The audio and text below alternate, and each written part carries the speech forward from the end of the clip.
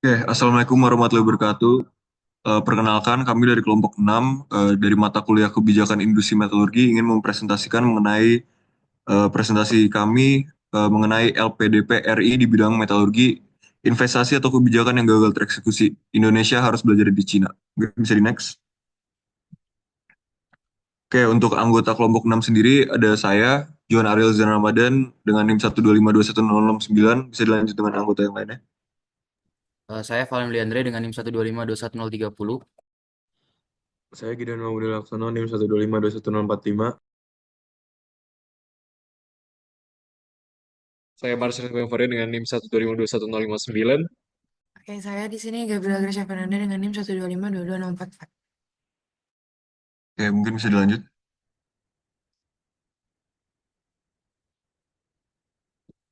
Oke, untuk presentasi kali ini kami memiliki 7 bagian lah, 7 sub bagian. Yang pertama ada kondisi sektor metalurgi, yang kedua membahas mengenai repelita di Indonesia, yang dilanjutkan dengan repelita di Cina, yang keempat ada perbandingan keadaan repelita Cina dan Indonesia, yang kelima dampak dari repelita masing-masing negara kepada negaranya sendiri, yang keenam peluang dan tantangan sektor metalurgi Indonesia, dan yang terakhir ada pembelajaran dari mekanisme repelita Indonesia dan juga Cina. Bisa di next. Oke. Baik, selanjutnya kita akan masuk ke bagian yang pertama, yaitu kondisi sektor metalurgi di Indonesia. Sebenarnya pertanyaannya itu, metalurgis di Indonesia itu ngapain aja sih? Dan selain itu, sektor metalurgi di Indonesia ini seharusnya bisa menjadi penunjang utama untuk kekayaan Indonesia dengan kekayaan sumber daya alamnya yang beragam. Namun, Indonesia sekarang ini masih menjadi negara yang berkembang. Sebenarnya ini itu salah siapa? Apakah salah metalurgis, ataukah salah pemerintah, ataukah salah kebijakan, ataukah salah dari pendidikan, atau mungkin memang Indonesia belum siap menerima teknologi-teknologi untuk mengolah sumber daya alam yang ada di Indonesia. Itu akan kita bahas di presentasi kali ini. Selanjutnya, dari kondisi sektor metalurginya, yang pertama akan tinjau dari sektor pendidikannya. Yang poin pertama, di Indonesia ini hanya terdapat 8 perguruan tinggi yang memiliki program studi teknik metalurgi. Bahkan beberapa di antaranya merupakan program studi teknik material dan metalurgi. Bahkan di universitas lain, beberapanya masih hanya program studi yang beririsan dengan metalurgi seperti teknologi metalurgi, pengelasan, dan lain-lain. Lalu selanjutnya, Bapak Presiden Indonesia yang ketujuh, Bapak Joko Widodo, pernah mengungkapkan bahwa rasio lulusan dari S2 dan S3 terhadap populasi produktif di Indonesia itu masih begitu rendah. Hanya sekitar 0,45% dari jumlah total penduduk dalam usia produktif di Indonesia, yaitu 15 hingga 64 tahun. Selain itu, juga terdapat kesenjangan ekonomi masyarakat Indonesia yang berdampak pada banyaknya siswa lulusan SMA atau sederajat yang tidak bisa melanjutkan pendidikan selanjutnya. Sehingga dari ketiga poin ini bisa disimpulkan bahwa kondisi sektor metalurgi bahkan pada dasarnya yaitu pendidikan masih dikatakan lemah karena Indonesia ini belum memiliki sistem pendidikan atau kurikulum pendidikan yang kuat dan dari kebiasaan orang-orang di Indonesia itu masih malas untuk melanjutkan studi hingga S2, S3 dan seterusnya sehingga masih kualitasnya itu juga masih rendah seperti itu. Selanjutnya dari sektor yang kedua itu ditinjau dari industri metalurgi. Seperti yang kita tahu bahwa Indonesia itu memiliki tiga sumber daya alam yang terbesar di dunia, yaitu timah, nikel, dan bauksit. Dari USGS, bisa dikatakan bahwa dan Badan Geologi Kementerian Energi dan SDM itu mencatat bahwa nikel merupakan yang terbesar kedua di dunia, sementara bauksit adalah yang keempat di dunia. Nah, dari kekayaan sumber daya alam ini, sekarang ini industri di metalurgi di Indonesia khususnya sedang menggencar-gencarkan yang namanya hilirisasi. Akhirnya terdapat beberapa kabar seperti sekarang ini Aman sudah meresmikan smelter tembaganya, lalu Adaro juga akan membangun smelter aluminium dan akan produksi di tahun 2025. Dan selanjutnya juga ada kabar yang kurang mengenakan juga dari industri metalurgi seperti kemarin itu yang baru-baru saja ini pabrik asam sulfat smelter Freeport di Gresik kebakaran. Sebenarnya apakah ini merupakan keteledoran dari pegawai ataukah pegawainya sendiri itu dalam tanda kutip kurang expert seperti itu. Jadi ini sebenarnya beririsan lagi dengan kurang matangnya sistem pendidikan yang ada di Indonesia seperti itu. Selanjutnya ditinjau lagi dari kebijakan dan regulasi dari pemerintahnya. Di sini yang pertama adalah kebijakan akan larangan ekspor komoditas logam.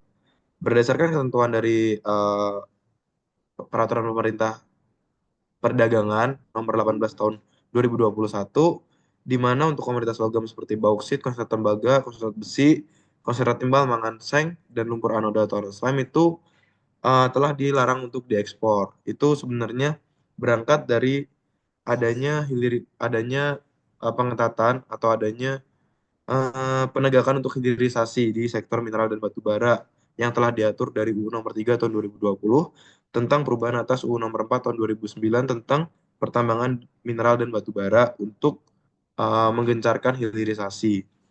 Dan dampak dari hilirisasi atau larangan ekspor ini itu sebenarnya bisa berdampak positif bagi Indonesia karena jika komoditas-komoditas ini diolah di Indonesia atau hilirisasi dilakukan itu akan meningkatkan nilai tambah dari komoditas logam tadi menjadi barang jadi gitu. Jadi waktu kita jual itu lebih mahal harganya dan bisa meningkatkan perekonomian dari Indonesia itu sendiri. Jadi sebenarnya ini tuh bisa menjadi langkah positif bagi Indonesia.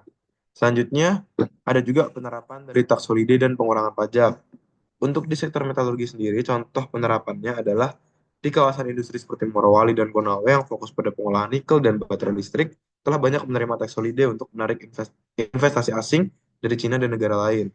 Lalu contoh yang kedua, industri smelter di Indonesia menggunakan insentif ini untuk menggunakan biaya operasional pada tahap awal pembangunan proyek. Jadi dampak dari penerapan tax holiday dan pengurangan pajak itu ada yang positif dan ada yang berupa tantangan bagi Indonesia sendiri.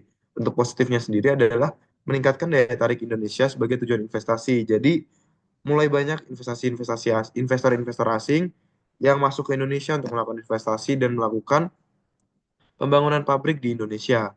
Selain itu, ada juga tantangan nih, karena mulai masuknya investasi, adanya pengurangan pajak, itu harus dilakukan pengawasan yang lebih ketat supaya insentif ini tidak disalahgunakan oleh pihak-pihak yang tidak bertanggung jawab seperti itu.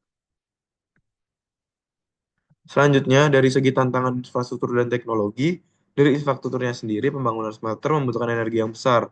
Indonesia menghadapi tantangan dalam menyediakan listrik murah dan stabil, khususnya di lokasi terpencil. Jadi, karena belum meratanya infrastruktur di Indonesia, jika ingin dibangun pabrik di daerah yang terpencil, itu akan memakan biaya yang besar. Jadi, perlu ditinjau lagi segi keekonomisan di tiap daerah.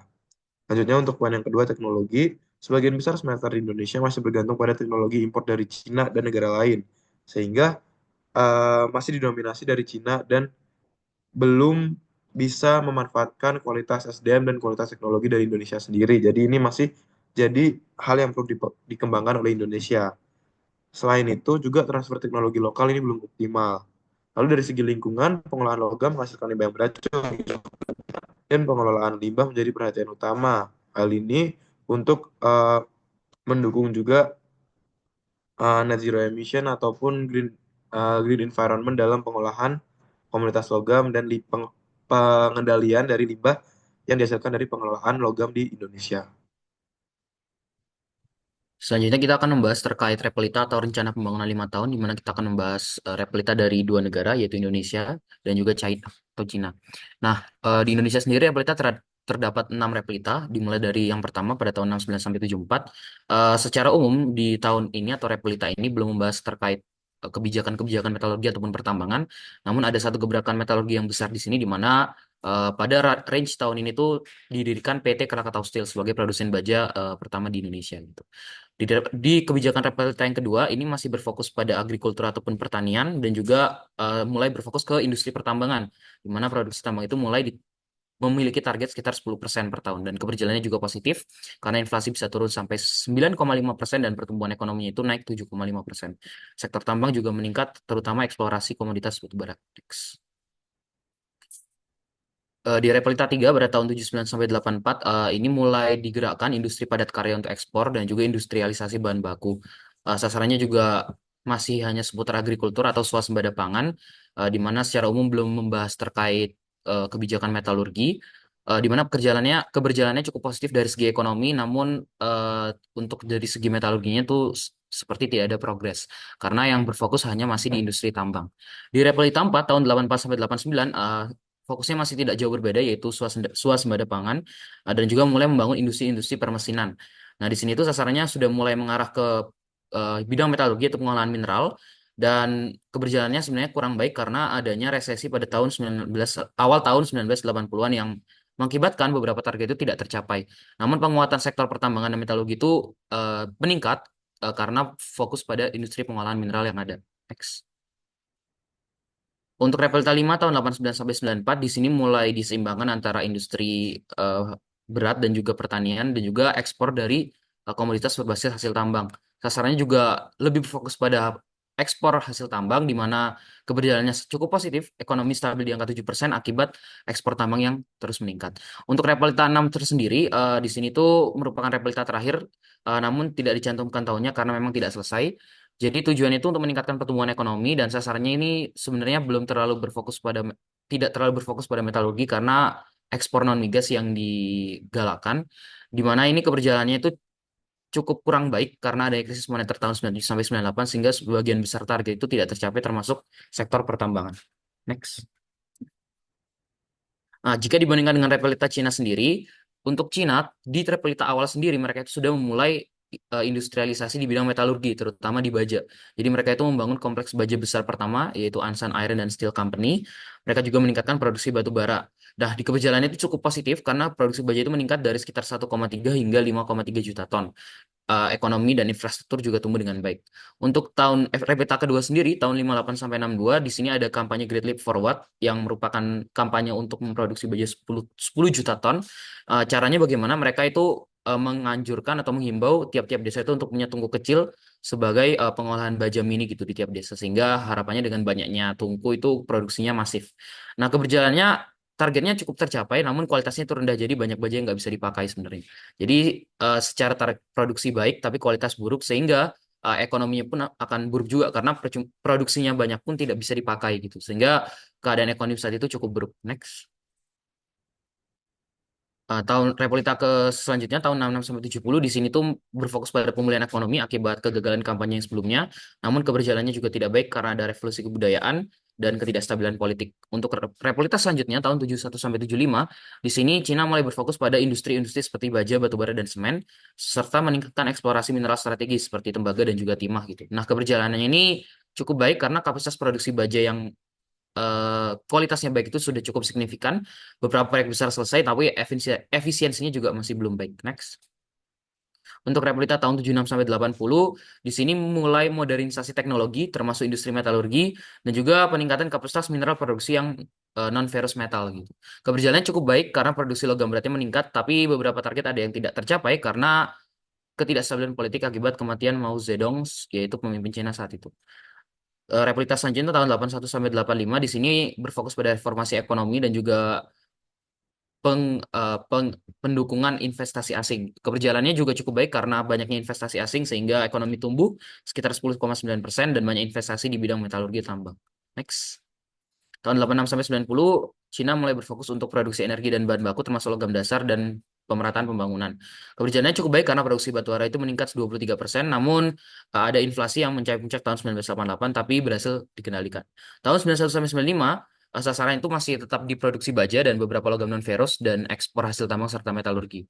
Keberjalanannya baik dengan banyaknya ekspor hasil tambang dan metalurgi, ekonomi tumbuh sekitar 12% per tahun meskipun ada inflasi tahun 94 namun tetap perlahan bisa dikendalikan dan lama-lama turun. Next. Di 96 sampai 2000 mereka mulai mendiversifikasi ekonomi dan juga mengurangi ketergantungan pada heavy industry dan mereka mulai investasi dengan dalam teknologi dan pengolahan mineral. Keberjalanannya tidak baik dan juga tidak buruk karena ekonominya tumbuh dengan moderat 8%, inflasinya juga cukup terkendali 3 sampai 5%. Untuk 2001 sampai 2005 mereka mulai mengadopsi teknologi-teknologi baru yang berfokus pada green technology atau pengatasan masalah lingkungan gitu. Keberjalanannya cukup baik karena ada investasi besar dalam teknologi metalurgi dan pertumbuhan ekonominya cukup baik di 9%. Next. Di tahun 2006 sampai 2010, mereka mulai berfokus pada penurunan intensitas energi per unit PDB, targetnya 20%, dan juga memperkenalkan beberapa energi terbarukan dalam sektor tambang dan juga metalurgi. Keberjalanannya baik karena intensitas energinya berkurang sampai 19%, dan juga sektor tambang dan metalurgi itu mulai menerapkan teknologi yang ramah lingkungan.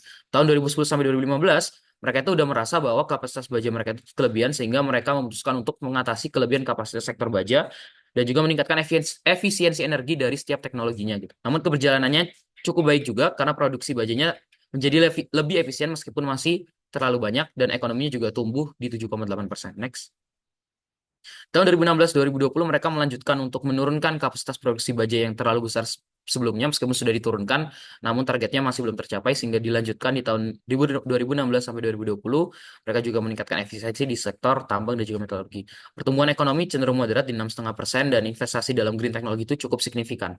Nah, repelita terakhir dari Cina itu yang paling baru 2021 sampai 2025 mereka sangat berfokus pada net zero carbon sehingga mereka penekanan pada pembangunan teknologi-teknologi yang green dan juga industri-industri yang ramah lingkungan gitu. Keberjalanannya cukup baik karena proyek green energy itu cukup berkembang pesat di Cina dan juga fokus teknologinya itu udah mulai ke net zero carbon. Next. Oke, dilanjutkan ke bagian selanjutnya yaitu mengenai pembahasan perbandingan eksekusi dari program kedua negara dalam bidang metalurgi. Nah, secara khusus karena tadi sudah sempat disinggung mengenai Repelita dan salah satu objek atau bidang yang dikembangkan dari Repelita itu sendiri adalah pendidikan. Maka untuk bagian ini akan fokus membahas perbandingan eksekusi pendidikan dari program Repelita dari kedua negara. Oke, bisa dilanjut? Oke, jadi kita membandingkan antara negara Indonesia dengan negara Tiongkok gitu.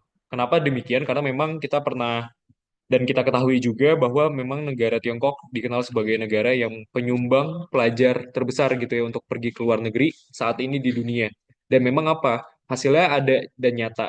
Sementara Indonesia pun juga melakukan hal yang sama dengan China, namun tampaknya terdapat perbedaan dampak di sini gitu.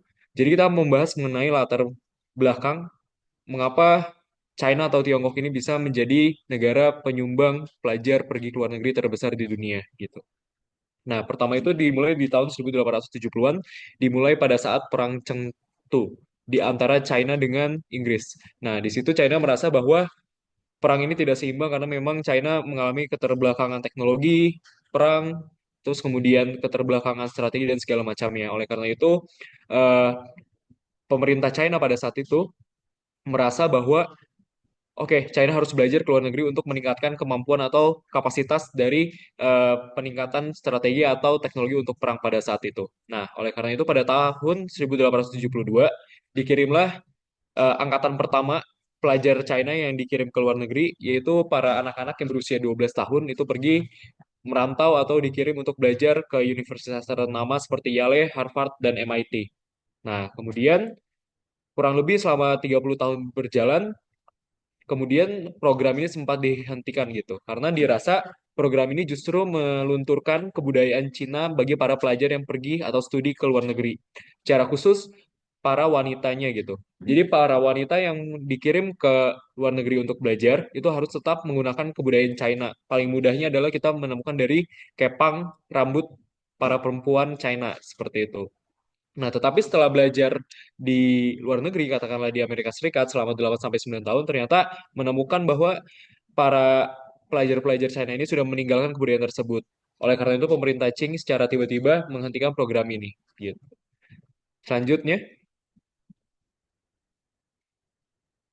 oke, jadi kemudian diadakan kembali program studi untuk luar negeri itu dimulai tahun 1900-an. Jadi dibentuk beberapa universitas yang saat ini menjadi universitas terbaik di dunia, yaitu ada Tsinghua University, Nanyang University, dan lainnya. Nah, jadi universitas ini dibuat untuk mempersiapkan para pelajar Cina untuk siap untuk dikirim studi lanjut ke luar negeri. Nah, yang paling terkenal juga selanjutnya adalah 863 program. Jadi ini adalah salah satu program Repelita dari tahun 1986 sampai 2001, di mana di program Repelita ini fokus pemerintah China adalah mengenai peningkatan SDM, kualitas SDM-nya seperti apa. Oleh karena itu, bisa dilihat tadi sudah disinggung oleh Willy juga bahwa di 1986 sampai tahun 2001 itu tidak ada pembangunan atau alih teknologi yang signifikan gitu pada China. Tetapi yang bisa kita lihat pengiriman pelajar-pelajar ke luar negeri di China pada rentang periode tersebut 1986 sampai 2001 itu sangat masif seperti itu. Nah, hasil apa? Banyak teknologi yang memang diserap oleh para pelajar dari China dan kembali ke China gitu dan diterapkan di China. Nah, 863 program ini juga dikenal sebagai suatu program atau siasat dari pemerintah Cina untuk secara diam-diam itu mengadopsi teknologi dari Barat, baik dari Amerika maupun Eropa. Oke, lanjut. Nah, selanjutnya secara jumlah mahasiswa, kenapa China mendapat predikat sebagai negara penyumbang pelajar paling besar untuk pergi ke luar negeri? Kita bisa lihat bahwa berdasarkan data dari tahun 1978 sampai 2018, hampir 6 juta mahasiswa itu mahasiswa Tiongkok belajar ke luar negeri. Nah, pada tahun 2023 terdata lebih dari 1 juta Tiongkok yang terdaftar di luar negara mereka untuk belajar. Nah, selanjutnya mereka pergi bukan tanpa tujuan. Jadi setiap mahasiswa yang pergi ke luar negeri untuk studi itu mendapat misi dari pemerintah Tiongkok. Yang pertama adalah untuk fokus pada industrialisasi dan kemandirian teknologi. Lalu yang kedua, menjadikan pendidikan tinggi dan penelitian di bidang teknik termasuk metalurgi sebagai prioritas utama. Selanjutnya yang ketiga adalah melibatkan integrasi langsung dengan rencana pembangunan ekonomi dan industri. Lanjut. Nah, kita bisa melihat pendidikan metalurgi di China sebagai fokus utama saat ini. Nah, berdasarkan data bahwa terdapat 100 universitas yang memiliki program studi metalurgi di Tiongkok. Di antaranya adalah universitas-universitas yang memang sudah ternama dan diakui dunia gitu, seperti Tsinghua University dan Zhejiang University, termasuk CSU.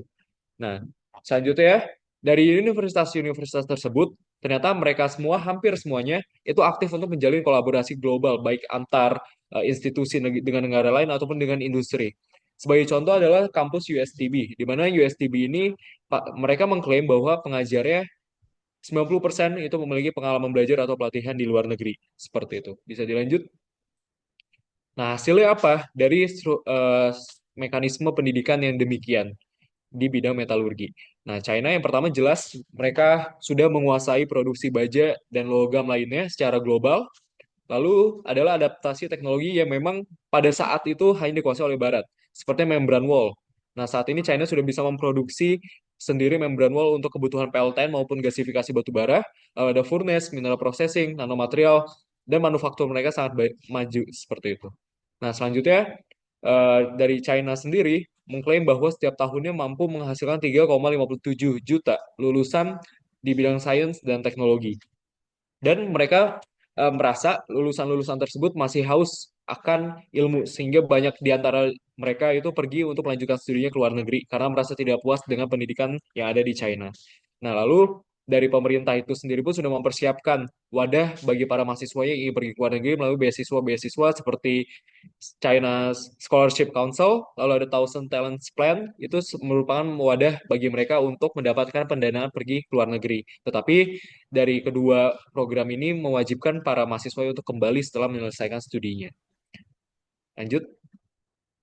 Nah, kita akan membandingkan dengan kondisi Indonesia bagaimana. Jadi awal mula untuk Indonesia mengirim para mahasiswa yang pergi ke luar negeri itu diawali pada saat masa sebelum kemerdekaan. Nah, beberapa orang di antaranya itu adalah founding father Indonesia yaitu Muhammad Hatta, Sultan Syahrir, dan Ahmad Subarjo. Nah, mereka dikirim untuk studi di Belanda. Nah, selanjutnya di Orde Lama yang dipimpin oleh Insinyur Soekarno, di situ sudah mulai ada keseriusan pemerintah untuk mulai mengirimkan mahasiswa pergi ke luar negeri.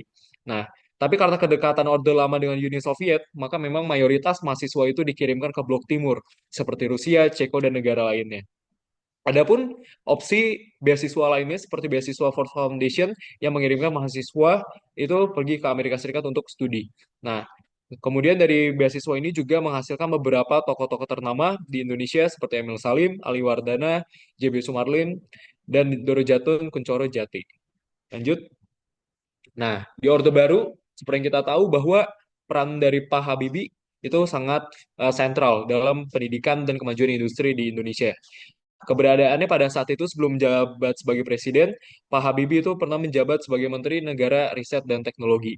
Nah, di situ Pak Habibie memiliki program untuk mengirimkan 1.500 mahasiswa SMA terbaik, pelajar SMA terbaik itu ke negara-negara seperti Amerika Serikat, Prancis, Inggris, Belanda, Australia, Jepang, Jerman, Kanada, dan Austria. Nah, lalu di Orde Reformasi, pemerintah Indonesia pun sudah semakin membuat program yang lebih sistematis, yaitu LPDP yang lahir pada era pemerintahan Presiden SBY pada tahun 2012. Kemudian program ini dimatangkan dan diperkuat pada era Presiden Joko Widodo dengan peningkatan skala jumlah mahasiswa yang dikirim ke luar negeri dan diversifikasi bidang studi. Lanjut. Nah, sekarang kita bisa melihat nih jumlah mahasiswa yang dikirim oleh Indonesia ke luar negeri itu berapa banyak.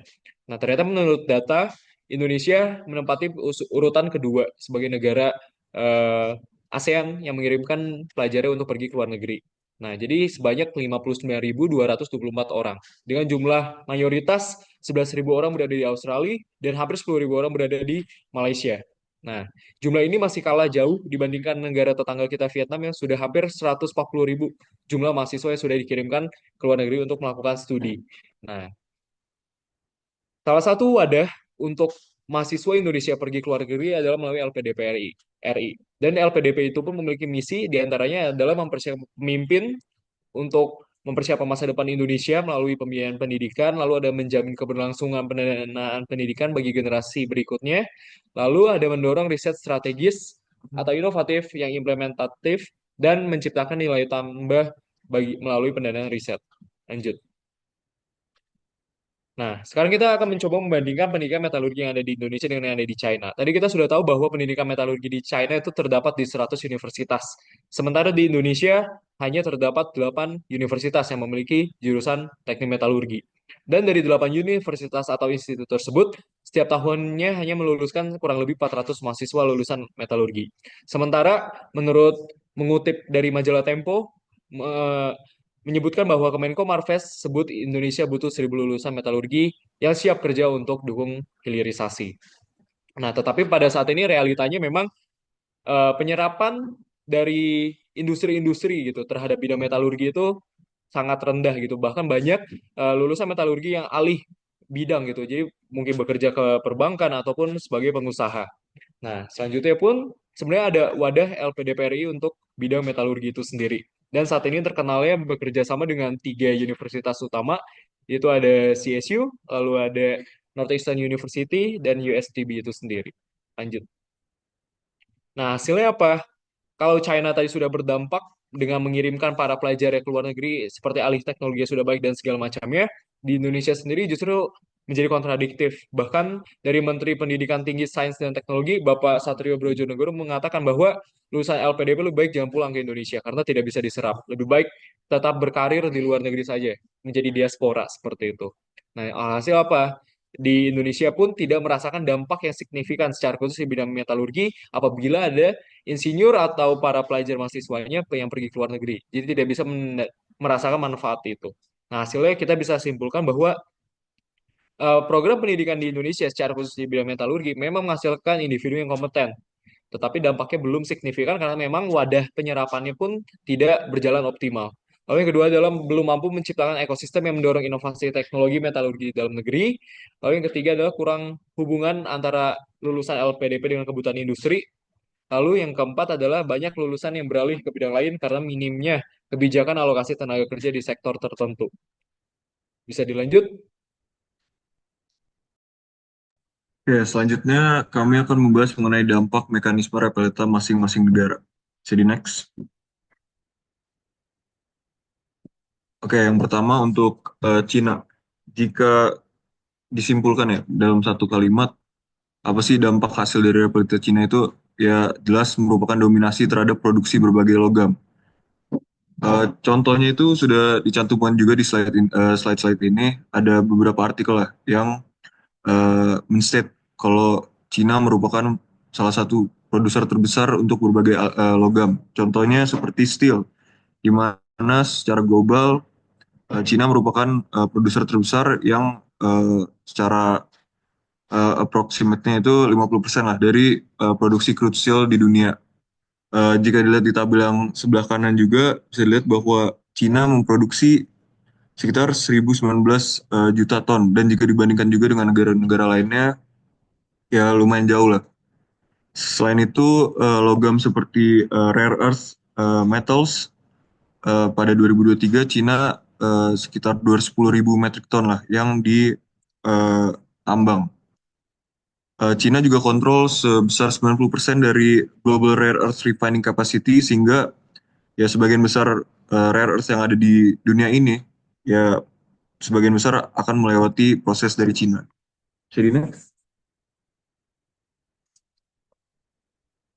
Oke, sebagai contoh lainnya juga ada aluminium di mana 60% dari primary production itu ada di Cina, copper supply yang juga didominasi oleh Cina dan juga yang menarik itu ada fokus Cina terhadap logam strategis. Contohnya seperti lithium, di mana walaupun hanya memegang sekitar 7% dari World Lithium Reserve, Cina bisa manage sekitar 80% dari global lithium chemical production, yang tentu akan sangat penting untuk kedepannya dengan ya terdapatnya kendaraan-kendaraan listrik yang lumayan trending lah sekarang. Bisa di next. Oke, lalu apa sih dampak dari dominasi Cina terhadap Cina itu sendiri? Yang pertama tentu ada kontribusi ekonomi, di mana industri logam pada Cina menyumbang besar lah pada PDB Cina melalui ekspor baja, aluminium, tembaga, dan lain sebagainya. Sehingga menciptakan surplus perdagangan dan juga lapangan kerja bagi masyarakat Cina. Yang kedua adalah pengaruh global. Karena fondasi Cina itu udah lumayan kuat, dan pada akhirnya menguasai produksi berbagai logam di dunia, Cina mempengaruhi harga global dan memiliki leverage global geopolitik dalam perdagangan logam strategis seperti aluminium dan lithium. Negara-negara kecil lainnya yang mungkin produksinya belum belum selevel lah sama Cina itu ya harus tunduk lah kepada Cina, bisa dikatakan seperti itu. Yang ketiga ada teknologi hijau, di mana Cina memimpin inovasi rendah karbon yang juga memperkuat posisinya dalam transisi energi global, terutama dalam produksi kendaraan listrik dan juga baterai. Yang terakhir tentu adalah kemandirian ekonomi. Karena Cina memiliki ya upper hand dalam produksi logam dibandingkan negara-negara lain, produksi besar tersebut yang pertama mengurangi impor logam kebutuhannya gitu. Yang kedua meningkatkan kemandirian ekonomi sehingga tidak harus memiliki ketergantungan lah dengan negara lain, dan juga membangun cadangan strategis untuk stabilitas pasar global. Jadi next. Selanjutnya akan dibahas mengenai dampak dari hasil Repelita Indonesia.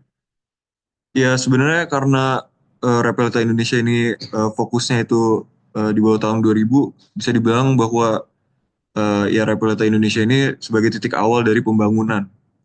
Contohnya saja seperti yang tadi teman saya Willy katakan bahwa eh, pada masa Repelita yang pertama diresmikan Krakatau Steel yang merupakan ya fondasi awal terhadap produksi logam ataupun produksi baja di Indonesia gitu. Selain itu dari Repelita ini sendiri karena fokusnya terdapat pada infrastruktur yang secara tidak langsung berhubungan dengan industri metalurgi, terbentuklah pula berbagai PLTU, contohnya seperti PLTU Python, dan juga ya jalan-jalan yang digunakan sebagai akses untuk mungkin shipment dari bahan baku dan lain sebagainya. Contohnya seperti pada tol pertama yaitu ada tol Jagorawi. Jadi next. Nah, dampaknya kepada Indonesia itu sendiri itu sebenarnya bisa disimpulkan ada 5 ya yang kami cantumkan. Yang pertama seperti yang tadi dijelaskan adalah pengembangan infrastruktur. Walaupun pengembangan ini tidak secara langsung merupakan pembangunan industri metalurgi, tapi masih ada hubungannya karena dibutuhkan seperti jalan, pelabuhan, dan juga pembangkit listrik untuk meningkatkan distribusi bahan baku dan juga memenuhi kebutuhan energi dari industri-industri yang ada di Indonesia. Salah satunya ya industri metalurgi. Selanjutnya ada seperti yang dikatakan juga sebelumnya mengenai pendirian pabrik logam, di mana ya pada Repelita 1 terdapat pembangunan PT Krakatau Steel di Cilegon yang merupakan pusat industri baja nasional dengan fokus pada pengolahan logam dalam negeri. Yang ketiga ada peningkatan pertambangan, di mana hasil dari Repelita ini sendiri juga mengembangkan eksplorasi biji besi, bauksit, dan juga nikel yang berkembang pesat, disertai dengan pembangunan smelter yang mendorong pengolahan hasil tambang. Yang keempat, tentu ada dampak ekonomi, di mana karena kami memulai mengolah logam-logam tersebut pada negara kami sendiri, ya tentu jelas pasti ada kontribusi besar kepada PDB dan juga penciptaan lapangan kerja.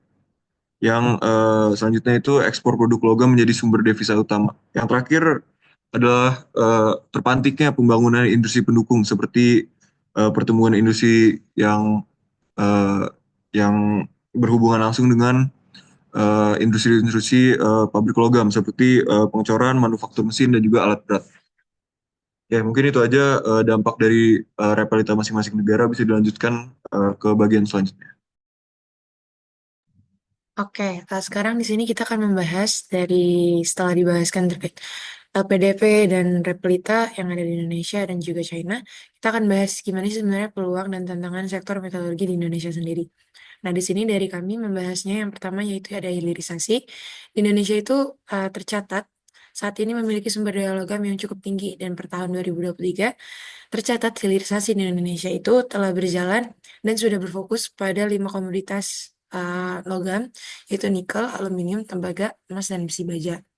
Nah, kenapa hilirisasi menjadi peluang? Karena dengan peraturan atau kebijakan larangan ekspor bahan mentah yang dikeluarkan oleh pemerintah, hal ini akan mendorong proses metalurgi yang juga mendorong kemakmuran bangsa atau meningkatkan nilai PDB bangsa. Dengan demikian, hal ini bisa menjadi peluang besar bagi Indonesia. Mungkin boleh di next. Nah, selanjutnya itu ada teknologi pengolahan mineral. Nah, kenapa teknologi pengolahan mineral itu menjadi salah satu peluang? Karena di Indonesia kita masih melakukan impor untuk memenuhi seluruh teknologi-teknologi agar dapat mengolah biji-biji logam yang mentah menjadi logam yang mungkin hampir siap pakai. Dan dengan demikian, Indonesia seharusnya sudah memiliki SDM yang mampu seminimalnya membangun teknologi untuk dapat pengolahan mineral yang baik itu mulai dari yang sederhana hingga yang expert. Maka dari itu, seharusnya Indonesia sudah dapat memahami teknologi dan teknologi pengolahan mineral ini sebagai salah satu peluang karena kita juga tahu bagaimana Cina untuk bisa mengembangkan teknologi di negara mereka itu dengan belajar dan mungkin Indonesia sudah mulai mempertimbangkannya. Mungkin boleh di next lagi. Oke, selanjutnya yang ketiga itu ada perusahaan dan teknologi hilir di Indonesia. Nah, perusahaan dan teknologi hilir di Indonesia itu seharusnya sudah menjadi peluang yang sangat besar. Kenapa? Karena peluang terkait hilirisasi di Indonesia juga sudah sangat-sangat baik. Dengan demikian, kita membutuhkan perusahaan dan teknologi hilir yang baik.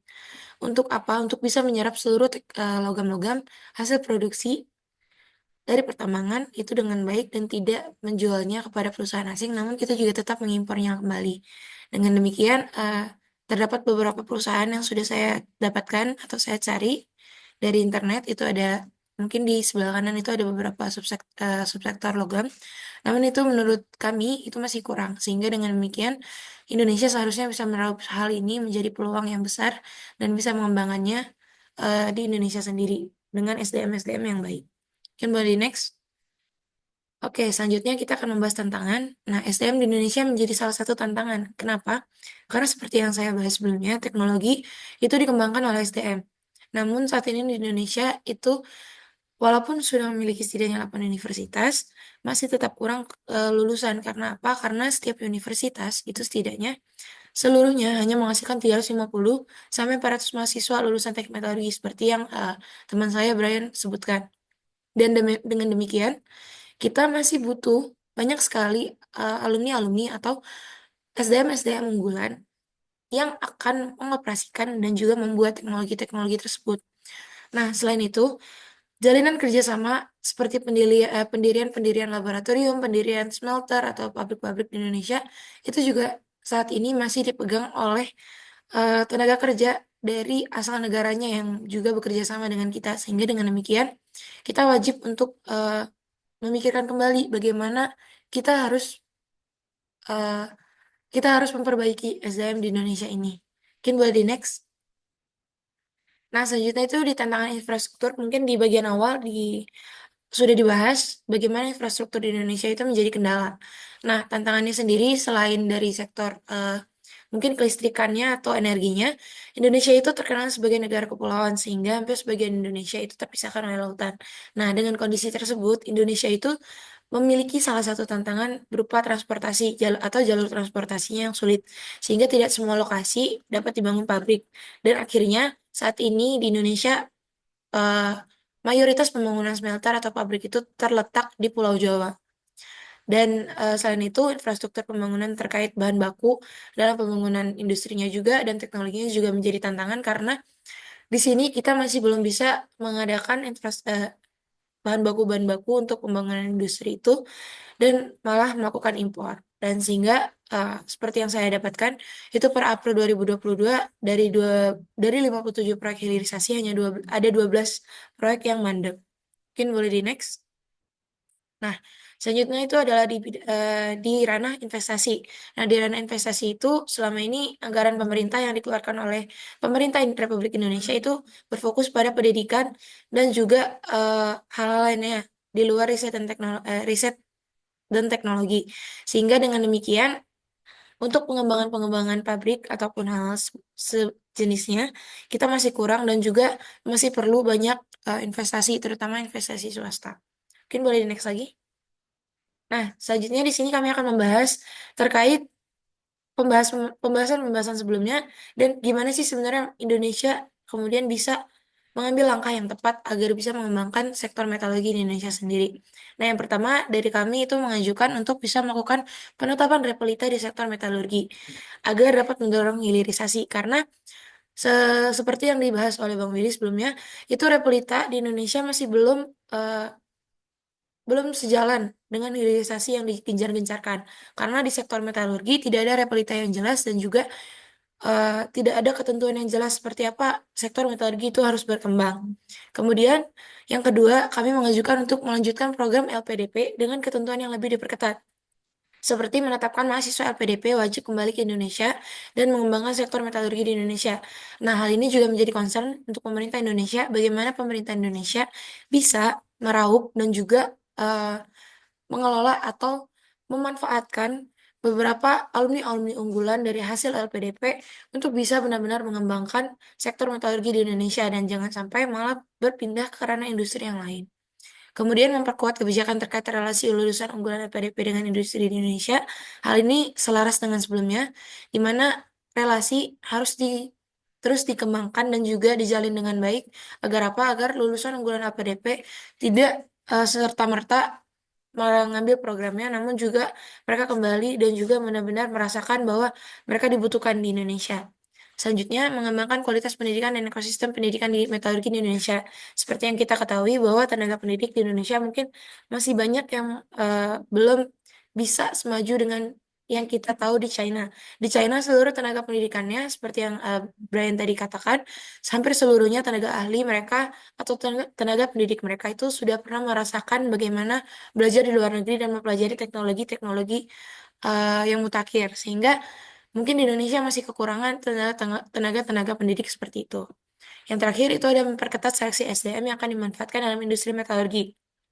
Karena seperti yang kita ketahui, industri metalurgi sendiri itu kan expert di bidang-bidang teknologinya. Sehingga dengan demikian SDM yang digunakan atau dimanfaatkan juga seharusnya bisa kita kelola lagi lebih baik. Dengan demikian, SDM-SDM kita dapat dipercaya untuk mengelola dan juga mengoperasikan berbagai alat-alat serta teknologi yang seharusnya kita pakai di industri metalurgi.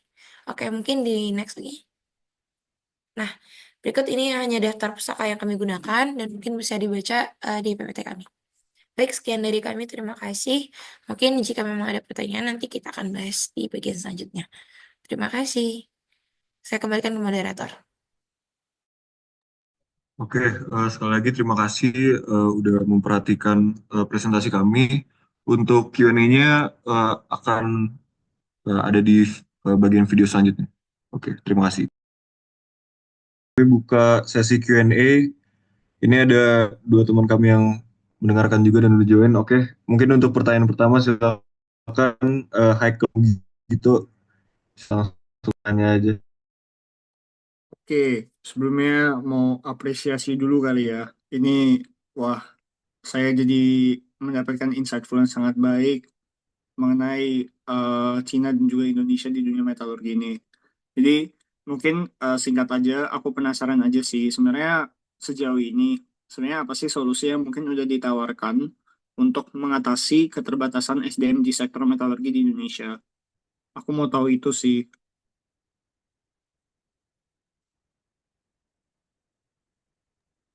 Oke, makasih Haikal ya, pertanyaannya eh, bisa langsung dijawab oleh Sam. Oke, baik. Terima kasih Haikal pertanyaannya. Mungkin di sini saya izin menjawab solusi-solusi apa yang ditawarkan untuk mengatasi keterbatasan SDM tadi ya pertanyaannya. Sebenarnya ada beberapa solusi. Yang pertama itu dari pemerintah juga udah mulai mengembangkan kurikulum yang berbasis industri dan juga riset, di mana di kurikulum pendidikannya itu tidak hanya berfokus pada teori, namun juga praktek melalui industri dan juga beberapa riset. Yang kedua itu juga ada LPDP di mana pemerintah Indonesia itu juga memfasilitasi masyarakat atau mahasiswa-mahasiswa Indonesia yang berkompeten di suatu bidang untuk melanjutkan pendidikan lanjut di bidang tersebut di luar negeri untuk memperoleh pengetahuan yang lebih, terutama di bidang metalurgi. Contohnya itu kolaborasi seperti yang tadi udah disebutkan juga, LPDP dengan juga GEM melalui Universitas CSU. Terus ada juga kolaborasi global di mana ini tuh merupakan kerjasama antara universitas dan juga industri-industri luar negeri untuk transfer teknologi. Contoh yang simpel aja mungkin di kampus kita sendiri ITB yang udah kolaborasi sama GEM untuk membuat lab. Terus peluang karir di mana itu ada beberapa peluang karir seperti alokasi tenaga tenaga kerja di sektor-sektor strategis terutama industri metalurgi. Cuman di sini yang perlu digarisbawahi, peningkatan peluang karir itu juga diikuti dengan peningkatan selektivitas kerja atau kualifikasi karena dengan peningkatan kualifikasi kerja yang cukup tinggi di setiap rekrutan pekerjaan ini tuh bisa meningkatkan inisiatif bagi setiap pelamar kerja terutama di kompetensi metalurgi untuk meningkatkan kemampuan dan kompetensinya sehingga itu mereka dapat memenuhi kriteria-kriteria tersebut. Apakah menjawab, Haikal? Menurut aku menjawab sekali. Terima kasih ya Valen Wiliandre atas jawabannya yang sangat komprehensif. Oke, makasih juga Haikal. Mungkin bisa selanjutnya ini ada Muhammad Farhan A. Rizhan juga. Gimana? Oke, terima kasih ya buat kelompok 6 atas presentasinya dan kesempatannya buat bertanya. Sebenarnya aku punya dua pertanyaan sih. Ya, buat pertanyaan yang pertama itu gimana sih sebenarnya perbandingan fokus pendidikan tinggi di bidang metalurgi antara di Indonesia dan di Cina dan dampaknya terhadap pengembangan sektor sektor ini tuh apa sih sebenarnya? Dan buat pertanyaan kedua tuh kenapa transfer teknologi lokal dalam sektor metalurgi di Indonesia tuh belum optimal ya? Dan apa solusinya untuk mengatasi hal ini? Oke, udah dua itu aja. Makasih. Oke, thank you Farhan. Ada yang mau jawab? Oke, boleh. Oke, Terima kasih Farhan atas pertanyaannya. Jadi untuk pertanyaan yang pertama mungkin saya izin jawab ya. Jadi sebenarnya fokusnya itu udah terlihat berbeda gitu. Jadi dari bagaimana pertama kita bisa melihat dari orientasi bangsanya sendiri. Kalau misalnya Tiongkok memang udah merasa bidang metalurgi ini adalah bidang penting gitu untuk pembangunan bangsa gitu. Jadi memang bisa dilihat gitu dari jumlah jurusan teknik metalurgi yang dimiliki oleh mereka saja dimiliki oleh 100 universitas gitu yang tersebar di seluruh eh, daerah China gitu. Dan sedangkan di Indonesia itu hanya baru 8 per tahun 2024 ini seharusnya baru 8 universitas yang memiliki teknik metalurgi yang menandakan apa? Jadi seharusnya Indonesia ini sebenarnya kesadaran akan pentingnya bidang metalurgi untuk pembangunan bangsa ini baru sadar di akhir-akhir ini gitu. Secara khusus pada saat ada tren hilirisasi yang mulai muncul. Nah, alhasil apa? Ketika Indonesia mau menghasilkan atau mulai bergerak di bidang manufaktur atau hilirisasi tersebut, secara SDM Indonesia kekurangan SDM gitu. Karena memang eh, masih kekurangan lulusan teknik metalurgi ataupun teknik material yang memang bisa berfokus pada bidang tersebut. Sedangkan kalau misalnya China setiap tahunnya saja bisa memproduksi kurang lebih 3,57 juta mahasiswa lulusan Saintek gitu yang memang siap untuk bekerja di bidang salah satunya yang memang bidang metalurgi itu sendiri. Jadi memang ada ketimpangan di sini. Jadi seharusnya pemerintah Indonesia bisa belajar dari China bahwa memang metalurgi ini sangat membantu gitu dalam proses pertumbuhan bangsa. Kita bisa belajar dari China. Kurang lebih seperti itu, Farhan. Mungkin bisa dilanjut ke pertanyaan kedua. Kenalin lagi, di sini saya dengan Bila Salah, Kilometer 5. Masih banyak pertanyaan buat Farhan ya tadi, tanya tentang gimana sih sebenarnya, kenapa tentang transfer teknologi lokal gitu ya, dan solusinya itu gimana. Nah, sebenarnya tadi juga udah sempat disinggung, sebenarnya kenapa transfer teknologi lokal itu nggak terlalu berjalan. Menurut saya sendiri sih di sini dampak dari dominasi Cina itu sendiri, dan dampak dari dominasi Cina ini banyak gitu akarnya. Yang pertama itu cara kita berkomunikasinya juga susah, jadi nggak ada transfer teknologi. Terus yang kedua, perbedaan budaya, jadi nggak nyaman gitu antara saat kita kerja dengan orang Cina gitu. Jadi itu bisa menghambat transfer teknologi dari orang Cina ke orang Indonesia. Tapi antara orang Indonesia sendiri, kenapa transfer teknologi itu masih bisa untuk berjalan? Yang pertama adalah etos kerja, lalu minat, dan bagaimana orang untuk menerima teknologi baru setelah adanya teknologi lama yang sudah biasa mereka pakai. Jadi di situ kita bisa melihat gimana kebiasaan orang Indonesia dalam menerima informasi yang baru, mengadaptasi informasi yang baru, belajar lagi dari awal untuk mengoperasikan alat baru, itu minatnya itu sangat kurang. Jadi cenderung untuk malas dan masih bergantung pada teknologi yang lama seperti itu. Padahal sudah ada teknologi baru yang di depan mata ini udah bisa digunakan, udah lebih efektif, lebih efisien, hemat waktu gitu, lebih murah juga, tapi orang-orangnya malas untuk belajar lagi. Nah, selain itu juga yang kurang di beberapa sektor atau beberapa industri metalurgi di Indonesia itu adalah kurangnya investasi untuk riset dan pengembangan sehingga transfer teknologi lokal yang awalnya sudah diceritakan oleh mungkin teman-teman kita, kolega-kolega kita yang sudah mendapatkan informasi dari luar, teknologinya kayak gimana, itu nggak bisa di apa ya namanya, nggak bisa di riset dan kembangin lagi di Indonesia karena emang nggak ada investasinya, susah buat bangun alatnya dalam skala kecil, susah buat uh, percobaan, bangun pilot plan-nya gitu-gitu semua karena nggak ada investasi. Jadi cuman ada ceritanya aja tapi nggak bisa diimplementasikan gitu di Indonesia. Selain itu juga yang kelihatan itu minimnya kolaborasi antara universitas dan industri itu sendiri. Jadi mungkin buat anak-anak di ITB ini itu bisa bisa dikatakan tanda kutip nggak terlalu kerasa. Tapi buat teman-teman yang lain yang ada di luar ITB pasti itu sangat kerasa gitu. Jadi itu merupakan salah satu masalah di mana transfer teknologi lokal itu juga tidak tercapai secara merata di Indonesia. Jadi kesannya seperti eksklusif dan tidak bisa terimplementasi gitu akhirnya. Jadi untuk solusinya sih menurut saya sendiri ya itu tadi yang pertama adalah orang Indonesia itu harus membuka diri, harus mulai menerima dan mau belajar tentang hal dan teknologi yang baru seperti itu. Lalu perusahaan-perusahaan itu juga harus berani atau mungkin pemerintah juga ikut ambil bagian untuk meningkatkan investasi dalam bidang energi untuk mengembangkan teknologi-teknologi yang eh, bisa dikembangkan di Indonesia ini gitu. Jadi itu bisa merumuskan strategi untuk mentransfer teknologi supaya di Indonesia ini semakin maju untuk sektor metalurgi secara khusus. Seperti itu, Pak. Apakah menjawab ya? Ya gimana Farhan, ada tanggapan? Oh iya, terima kasih buat BV dan Gideon sudah menjawab. Udah, udah sih sangat menjawab. Terima kasih sekali lagi. Oke, makasih juga Farhan udah bertanya. Mungkin karena udah 3 pertanyaan juga, kita tutup juga untuk Q&A pada eh, presentasi kali ini.